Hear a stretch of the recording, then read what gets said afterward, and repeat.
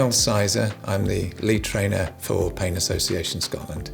Chronic pain is defined as any pain regardless of its cause or pain level that lasts for longer than 3 months.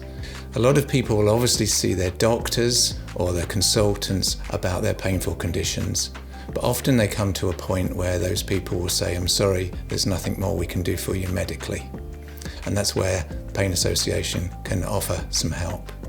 Often it says, if you like, pain on the outside, but the reality of living with it is a very complex knot of all sorts of conditions that get more with time. That big knot of issues is often about life rather than the medical condition itself. But the problem is that the longer someone lives with all those conditions, the more the medical condition and all those aspects of life become meshed together. So that often life with pain and pain become indistinguishable. Our work in self-management is about helping people to pull those apart. Elizabeth Kubler-Ross gave a really good model that I often use to talk to people about acceptance with. And in that model, she said, originally she talked about bereavement, but it got extended to talk about all significant change. And basically in that model, she says all significant change is followed by an emotional process. It's often called DABDA. Denial, anger, bargaining, depression, acceptance. People don't necessarily experience it in that order, but those are the issues people are experiencing, and often they get some of those at the same time. And sometimes people will, if you like, process along that curve, go from denial through those different stages, and each stage is obviously going to present lifestyle issues. So for instance, denial means they're trying to ignore what's happening and crashing on regardless. Anger often means they're often saying to themselves, "I hate this, I'm going to beat it." Bargaining often means that they make bad deals with themselves and say, "Well, I'll take tablets to keep going," or "If I push through, I'll be okay." But usually they aren't with chronic pain. Depression is where people often give up and withdraw. And then acceptance doesn't mean they're saying, "Oh, this is great, I'm glad I'm like this." Acceptance is when those issues are, if you like, less of a burden on them. Often people say this process doesn't go away, but it just flattens out over time. The earlier people come to pain management, the better. The trouble is people don't always want to come to pain management until they've tried everything else medical.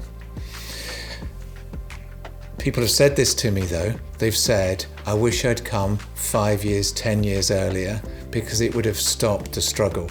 And we saw with that knot of issues, it grows with time. So the sooner people can get on board with what we do, the better. Doctors will often say, and there's a huge movement for this now, which is actually saying, now I'm not a doctor, but a lot of people will be taking medication that's no longer doing what it's supposed to for them.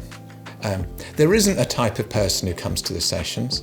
The key thing is people come who need us, and people come who find us, and people come who are ready to work with us. There's a classic problem in pain management, which is not everyone's ready to do this kind of thing, because a lot of people still want to stay, if you like, within the clinical, I call it the clinosphere. They want to stay within the help that medicine can give them. But often people will come to the end of that or think, well, there must be more, and they're the people who come to us. Pain Association Scotland have recognised, or we've recognised, that there is a great benefit we see in our other work from getting people together in a group setting. And we're now offering our first course in pain management for veterans. I'm doing my first one next month, and it's been really well received. 20 years I've developed the work. I found, if you like, what works, what doesn't work. I've absorbed a lot of theory. I've done quite a lot of study. So I've found what works, and hopefully I've found a style that works. And then a couple of years ago, I thought, I need to get this down. So I wrote this book on pain management. It's really a bit like the Matrix. It's a bit like trying to plug my head in with a wire and just dump everything I knew in there. That's been well received, and it's been well received in a good way, because I think people who come to our groups like anything that feels like it's legitimizing them. I think anything that helps people to know that pain management is a big deal and is out there in the world is really important. I think we have a fantastic team here at Pain Association, and it's rare to say that we all get on very well and we all have very unique talents for what we do. It's a tremendous privilege to be able to do something meaningful for other people. And sometimes, because you churn it out every day, you get used to it. But when you step back and think about it, it's a remarkable thing to be able to do in your work.